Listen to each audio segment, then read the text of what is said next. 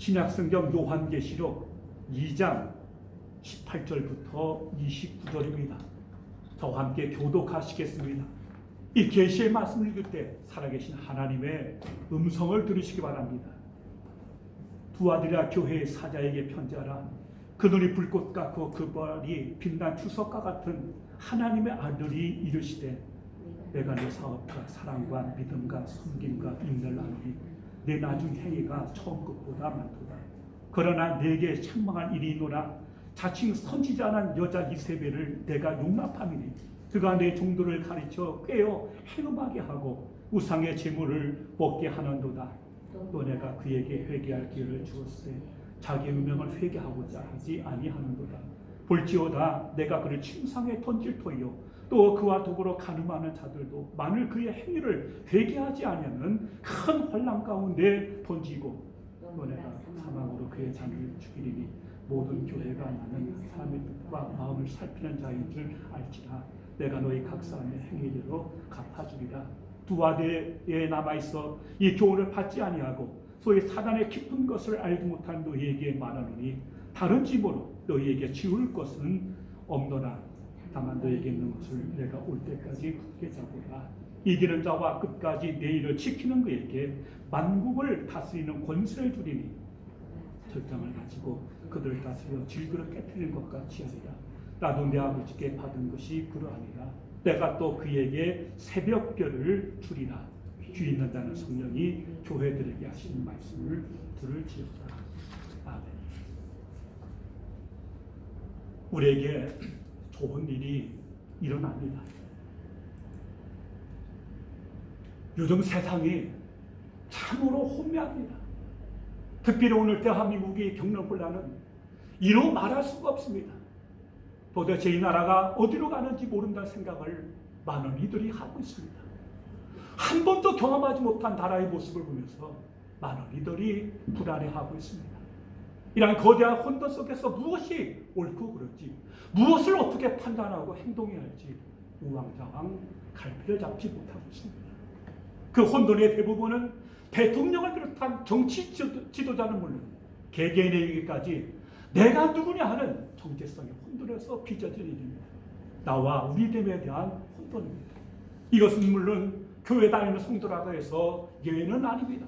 아니 믿는 그리스도인에게 더 어려울 수도 있습니다. 그러나 이것은 오늘 우리 시대만의 고민은 아닙니다. 그것은 시대를 초월해서 성도가 이 땅에 발을 딛고 사는 한 숙명처럼 안고 가야 하는 문제입니다. 요즘 우리는 요한계시록 2장과 3장에 나오는 소아시아의 7교회를 차례로 살펴보고 있습니다. 에베소, 서마나, 버가모 교회를 살펴보았고 오늘은 두아디라 교회를 탐색할 차례입니다. 여러분은 이들 교회를 살펴보면서 무엇을 느끼셨습니까? 같은 소아시아 지역이지만은 각 교회가 처한 상황은 비슷하면서도 다른 것을 볼 수 있습니다. 각 교회마다 문제점이 있었고 그들 역시 주어진 현실 속에서 갈등하며 몸부림을 치고 있었습니다. 7교회는 1세기 당시 교회가 어떤 상황에 처하여 있는가를 보여줍니다. 당시 소아시아에는 7교회만이 아니라 더 많은 교회들이 있었습니다. 사도행전과 바울의 편지를 보면 상당수의 교회들이 이 지역에 개척되었고 특히 라오디게아 교회 근처인 히에라폴리스와 골로새에는 이미 교회가 있었습니다. 7교회는 당시 교회의 모습을 보여주는 상징적 의미를 가지고 있습니다. 당시뿐 아니라 오고 세대 모든 교회를 상징하는 것이 7교회입니다. 7개의 구성을 보면 당시 교회가 어떤 상황에 처해 있었는지를 알 수 있습니다. 에베소, 서마나, 버가모, 두아디라, 사대, 빌라델피아, 라오디게아 교회는 지리적 중요성이나 규모, 영향적 순서가 아닙니다. 7교회는 교회마다 상황이 달렸습니다. 에베소 교회는 수고와 인내가 있고 진리를 지켰지만 그 와중에서 처음 사랑을 잃어버렸습니다. 더마나 교회는 현실적으로 환난과 궁핍을 많이 겪었지만 주님은 소만한 교회를 칭찬하셨습니다. 영적으로는 오히려 부유하다는 것입니다. 버가모 교회는 안디바가 순교를 당하는 어려움을 겪었으면서도 믿음을 지켰습니다. 그러나 발람과 니골라당의 교훈을 따르는 일로 책망을 드러냈습니다. 오늘 두아디라 교회는 사랑과 믿음과 섬김과 인내가 있고 무엇보다 그들의 행위가 처음보다 더 좋았지만은 교회 내에 유세비라고 하는 거짓 여자 선지자의 꾀에 빠져 영적으로 심각하게 무너져 내리고 있었습니다. 그래서 주님께 책망을 드렸습니다. 4대 교회나 라오디게아 교회 역시 예가 아니었습니다. 주님께 혹독하게 책망을 받았습니다. 필라델피아 교회만이 작은 능력을 가졌음에도 주의 이름과 말씀을 지켜 주님으로부터 칭찬을 들었을 뿐입니다. 여기에서 중요한 질문이 하나 제기됩니다. 7교회를 향한 메시지를 계시록 2장과 3장에 기록한 목적이 무엇인가 하는 것입니다.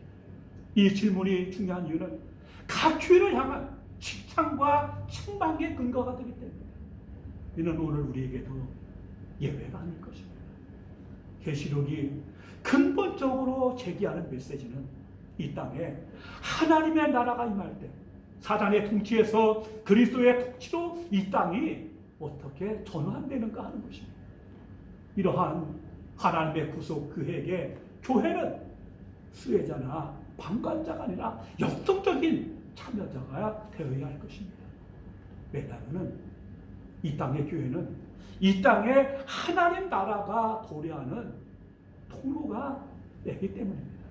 교회는 하나님 나라의 관점으로 역사와 현실을 바라보고 하나님의 통치가 이 땅에 이루어지도록 적극 참여해야 하는 것입니다. 그런데 당시 교회는 영적으로 거의 아사 직전에 있었습니다. 전반적으로 정체성을 상실하고 세상과 타협하거나 동화되고 있었습니다. 짐승의 통치를 치열하게 거부하는 저항력을 상실하였고 복음을 증거할 능력도 잃어버렸습니다. 교회는 세상적인 삶의 방식과 가치에 점점 물들어가고 있었습니다. 이러한 상황에 놓인 교회를 향한 오늘 본문의 핵심 메시지가 무엇입니까? 다시 복음의 증인이 되라는 것입니다. 이를 위해서는 사회에 타협하거나 동화되지 말아야 합니다. 죽임당한 어린 양의 발자취를 따라서 신실한 증인의 역할을 감당해야 합니다. 그래서 짐승의 통치와 이데올로기를 이겨야 합니다. 이 땅에 하나님의 나라가 오도록 역동적으로 참여해야 하는 것입니다. 교회가 복음의 능력을 바로 알고 신실한 주님의 사명을 감당하려면 어떻게 해야 합니까? 생각이 바뀌어야 합니다. 당장 눈에 보이는 세상이 아닌 장차 올 하나님의 나라라는 영원의 관점으로 세상과 교회를 보는 눈이 열려야 합니다. 완전히 새로운 차원에서 동기를 부여할 필요가 있었습니다. 계시록에 7교회가 등장하는 이유가 바로 이것입니다. 그렇다면 교회가 어떻게 이 일에 역동적으로 참여할 수 있습니까? 이것을 알기 위해서는 7교회에 보내는 메시지를 더 주의 깊게 우리가 읽어야 합니다. 7교회를 향한 메시지는 내용이 다릅니다. 각 교회에 소개되는 예수님의 모습도 각 교회를 향한 책망과 격려와 칭찬도 다릅니다. 물론 진단과 처방도 교회에 따라 달랐습니다. 그럼에도 각 교회에 보내는 편지에는 정해진 패턴이 있습니다. 7교회에 보내는 메시지는 교회마다 내용을 달렸지만 공통된 형식이 있습니다. 그것은 각 교회에 보내는 메시지 끝에 후렴처럼 반복되는 들을 귀 있는 자는 성령이 교회들에게 하신 말씀을 들을지어다와 이기를 잘하는 구절입니다. 오늘은 이 두 구절을 중심으로 중점적으로 살펴보겠습니다. 먼저 들을 귀에 대해서 생각해 보십시다. 이기는 자는 성령이 교회들에게 하신 말씀을 들을지어다. 귀 있는 자는 들어라. 이 메시지는 성경 전체를 관통하는 교훈입니다. 여러분, 신앙의 근본은 듣는 것입니다. 이는 쇠마로 알려진 신명기 6장 4절에서 잘 기록되었습니다. 이스라엘아 들으라는 시작된 쇠마는 이스라엘 신앙교육의 근본이 듣는 것에 있음을 보여줍니다. 이 들으라는 말씀은 신구약 성경 구석구석에 메아리치고 있습니다. 듣는 것이 중요한 이유는 믿음을 들으면서 나기 때문이며 들음 자체에 순종이라는 뜻이 포함되기 때문입니다. 그러므로 듣기를 거부한다는 것은 궁극적으로 하나님의 말씀을 거부하는 것이며 그 말씀에 순종하지 않겠다는 것입니다. 그것은 모세를 대적하는 바로에게서 찾아볼 수 있습니다. 바로뿐입니까? 이스라엘의 죄의 근본이 무엇입니까? 하나님의 말씀을 그 음성을 듣지 않는 게 아닙니까? 예레미야 6장 16절부터 18절 이렇게 말합니다.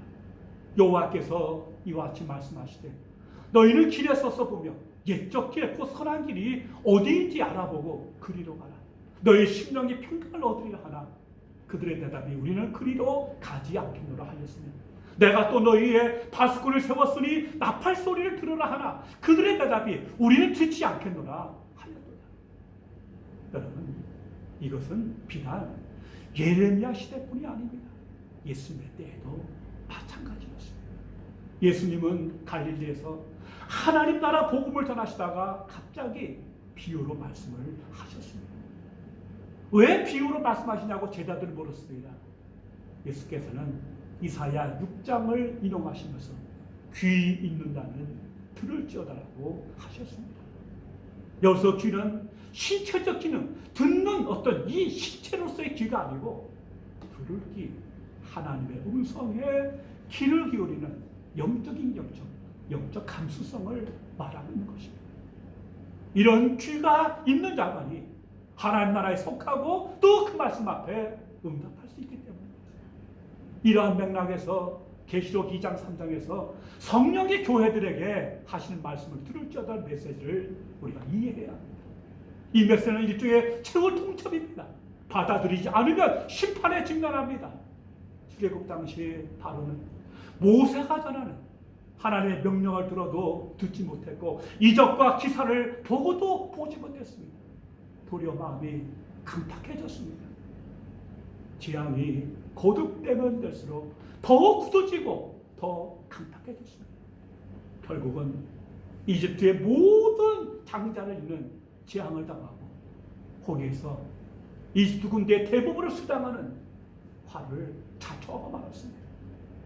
7교회를 향한 경고로서 귀 있는 자는 성령이 교회들에게 하시는 말씀을 들을 자들은 교회를 향한 최고의 통첩이자 최고장이라고 할 수 있습니다. 다윗은 밧세바를 범하고 충직한 장군 우리아를 계획적으로 제거하는 무서운 죄를 범했습니다. 이에 나단 선지자는 직설적으로 죄를 지적하는 대신에 우화를 들려주었고 이에 다윗은 죄를 깨닫고 회개했습니다. 다윗에게는 들을 귀가 있었습니다. 이사야 선지자는 죄에 빠져서 무감박한 이스라엘에게 너희 귀는 열렸으나 아무것도 듣지 못하는도다라고 책망했습니다. 이는 일곱 교회도 마찬가지입니다. 성령이 오늘 교회들에게 하시는 말씀을 드리고 교회가 영적으로 회복되고 이기는 자가 될 줄로 믿습니다. 반대로 성령의 음성을 신실하게 듣고 응답하지 않으면 그 지배 문화에 타협되고 순화하여 결국 짐승을 숭배하게 될 것입니다. 짐승이 멸망할 때 교회 역시 같은 심판을 면치 못하게 될 것입니다. 교회는 지배적인 시대 문화에 도취되어서 신앙의 정체성을 잃어버리는 위기에 처해 있었습니다. 황제와 이방신을 숭배하는 일에 동참하고도 그것이 왜 문제인지를 깨닫지 못했습니다. 영적 감각이 마비되어 있었기 때문입니다. 이들 교회를 깨우는 최후 통첩이 필요했습니다. 그래서 계시록 2장과 3장을 기록한 것입니다. 오늘 교회가 이 최후 통첩에 어떻게 반응해야 합니까? 교회는 정말 성령께서 하시는 말씀을 듣고 그 말씀을 따라 삶으로 이겨야 합니다. 일곱 교회는 음녀 바벨론인 로마 제국의 통치 이데올로기가 새로운 차원에서 압력을 가하는 세상에서 살고 있었습니다. 로마는 막강한 군사력을 바탕으로 지중해 세계를 평정했습니다. 군사력은 경제적 풍요와 사회적 안정을 보장합니다. 이러한 사회에 흔히 나타나는 현상은 제국의 지배자인 황제를 숭배하는 운동입니다. 일본의 천황 숭배가 대표적인 케이스입니다. 황제의 숭배가 로마 제국 차원에서 본격적으로 추진되지 않았지만 소아시아 쪽에서는 이미 지방 관료들이 앞장서서 황제 숭배를 도입하기 시작합니다. 이건 일종의 충성 경쟁이었습니다. 이런 상황을 교회가 어떻게 극복하고 이기는 자가 될 수 있겠습니까? 여러분, 이긴다는 말이 무슨 뜻입니까?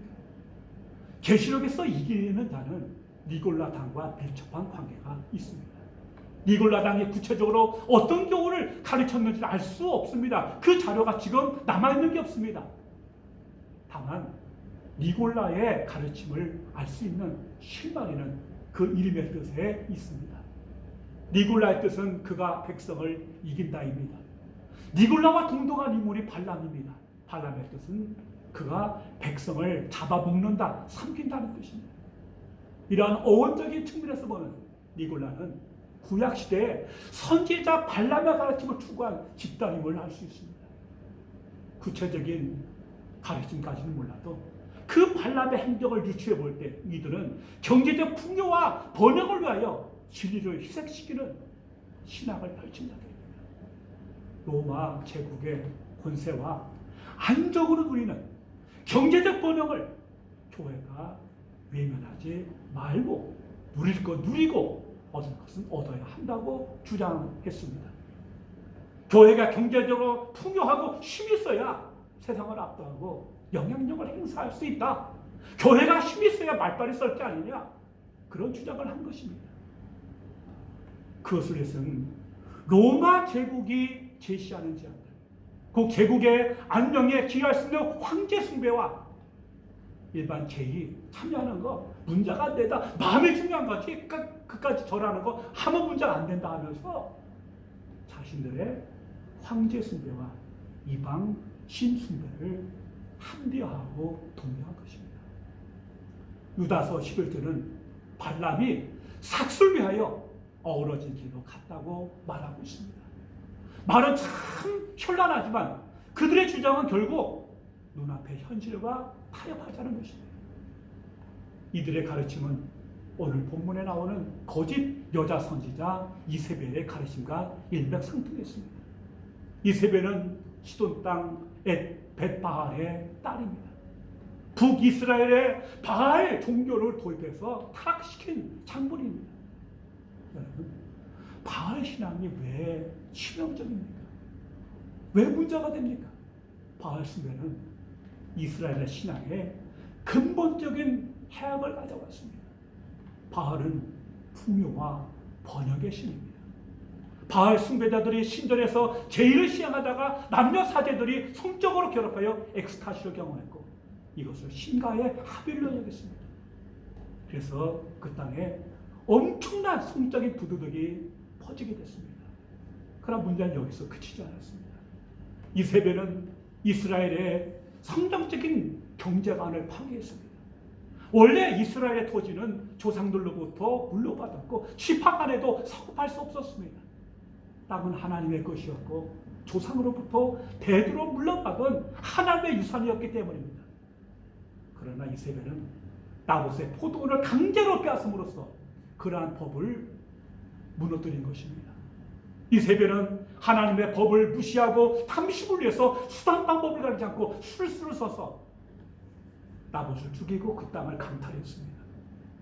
이세벨의 논리는 힘 있는 사람들이 땅을 많이 가지고 그것을 개발해야 경제적인 번영을 이룰 수 있으며 경제가 번영해야 국력이 강해지고 백성이 안전하고 풍요로운 삶을 살 수 있다는 논리입니다. 경제 부흥과 부국 강병을 위해서 하나님의 말씀을 얼마든지 무시할 수 있다는 것입니다. 한마디로 이는 물질 만능에 기반한 힘의 논리, 세상의 논리, 탐욕의 논리입니다. 이러한 논리가 왜 문제가 됩니까? 이것이 계시록에 나타난 일곱 교회와 무슨 상관이 있습니까? 그것은 니골라당과 이세벨의 가르침이 예수 그리스도의 정신과 정반대이기 때문입니다. 교회는 결코 힘의 논리, 세상의 방법이 아닌 어린 양의 길을 따라서 이겨야 하기 때문입니다. 우리는 여기에서 세상을 이기는 것이 어떤 의미인지를, 그것이 무엇인지를 깊이 생각해야 합니다. 세상에서 이긴다는 것은 대단히 역설적이고 단어적인 개념입니다. 죽임당하신 어린 양이 승리하셨습니다. 여러분 이것을 믿으십니까? 그렇다면 그 어린 양은, 예수님은 어떤 방법으로 이기셨습니까? 군사적이고 정치적인 힘입니까? 거대한 민족을 동원한 피플 파워로 이겼습니까? 아니면 거대 자본을 움직였습니까? 빌립보서 2장 5절부터 11절은 죽기까지 복종하여 십자가에 죽으신 예수를 하나님이 살리셨고, 모든 입이 예수를 주라 시인하고 모든 무릎이 예수 앞에 꿇고 경배하며 모든 이름 위에 뛰어난 이름을 하나님이 주셨다고 말씀하고 있습니다.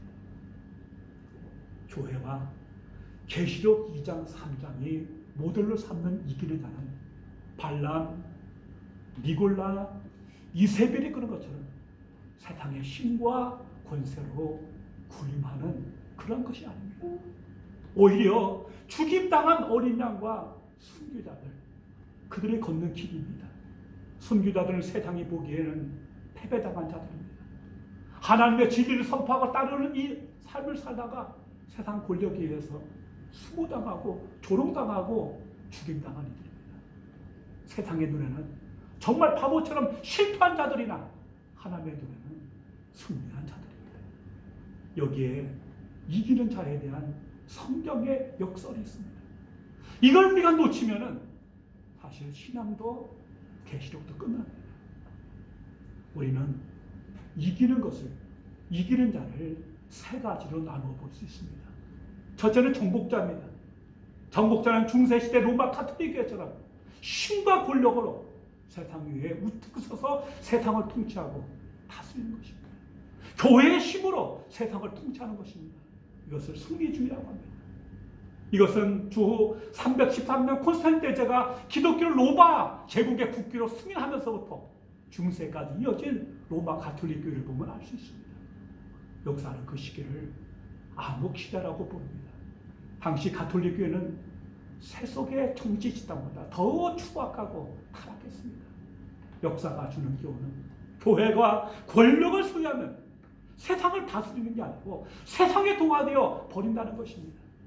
교회가 세상 위에 군림하는, 세상을 지배하는 게 아니라 세상 가치와 세상의 정신과 방식이 교회를 지배하는, 오히려 교회가 거꾸로 세상에 먹히는 그러한 역사에 빠지는 것입니다.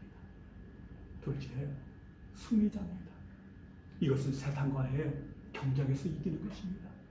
정치, 경제, 문화 등 각 분야에서 세상을 능가하는 인기와 영향력을 행사하는 것입니다. 믿는 이들이 정치, 경제, 문화 등 각 방면에 많이 진출하면 교회가 승리한 것입니다. 믿는 극회원을 많이 배출하면 사상이 달라질 것입니다. 인류 대학에 믿는 학생이 많이 들어가면 정말 하나님께서 영광을 받으실 것인가?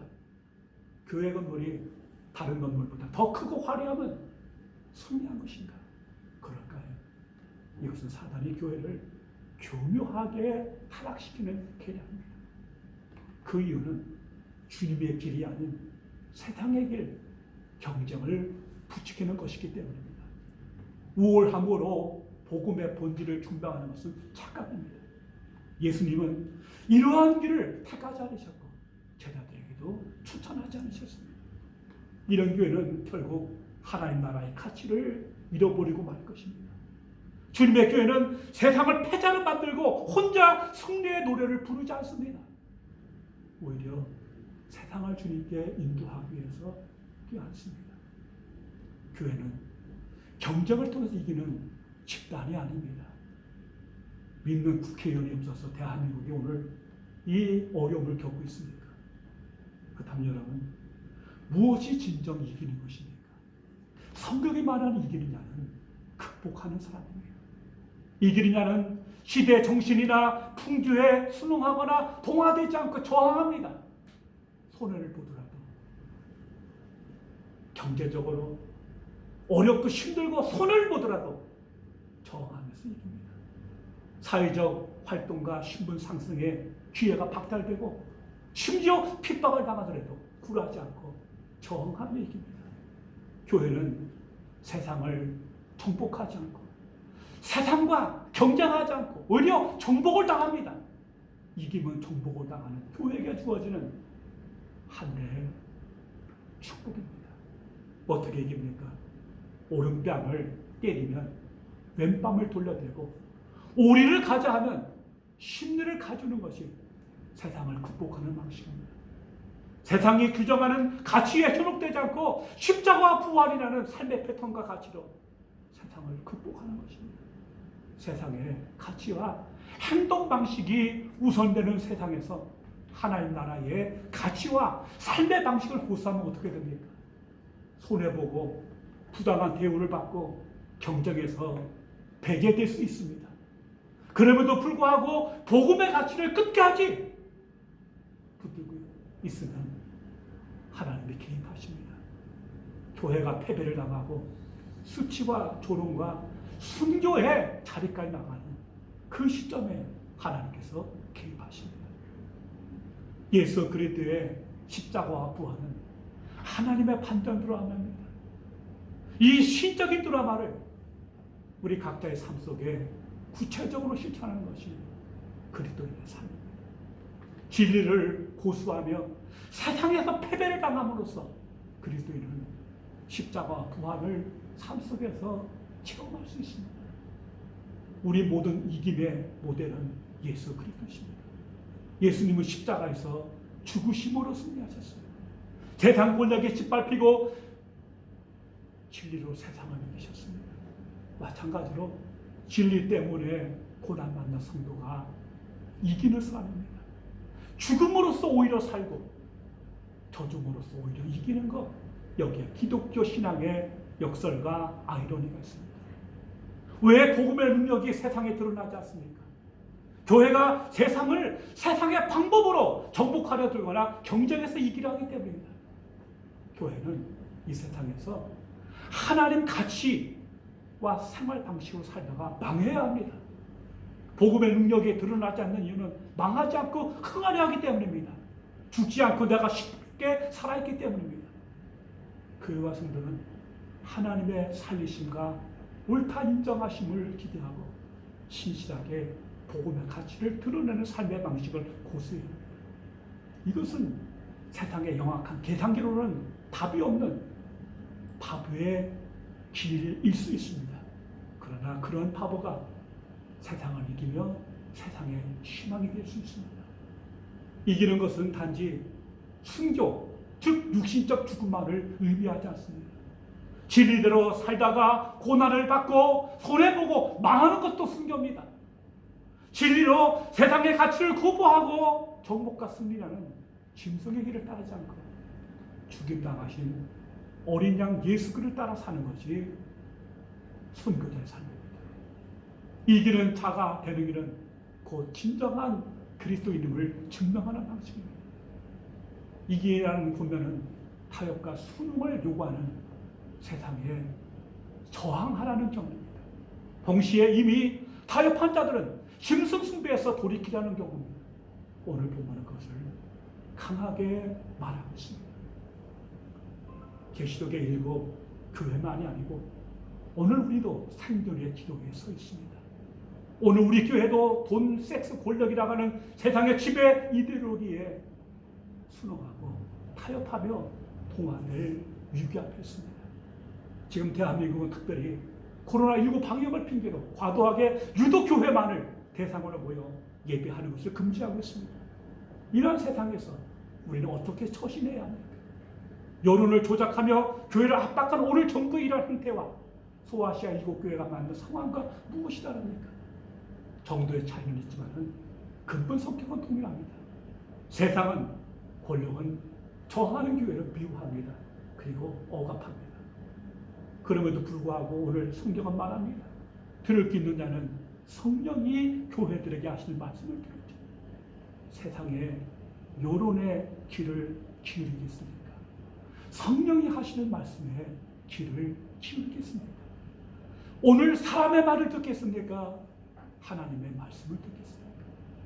이기는 자가 되라는 요청은 정복이나 승리가 아닌 이러한 세상의 압박을 극복하라는 것입니다. 오늘 두아디라 교회에 보낸 편지에서 주님은 말씀하십니다. 다만 너희에게 있는 것을 내가 올 때까지 굳게 잡으라. 이기는 자와 끝까지 내 일을 지키는 그에게 만국을 다스리는 권세 주리라.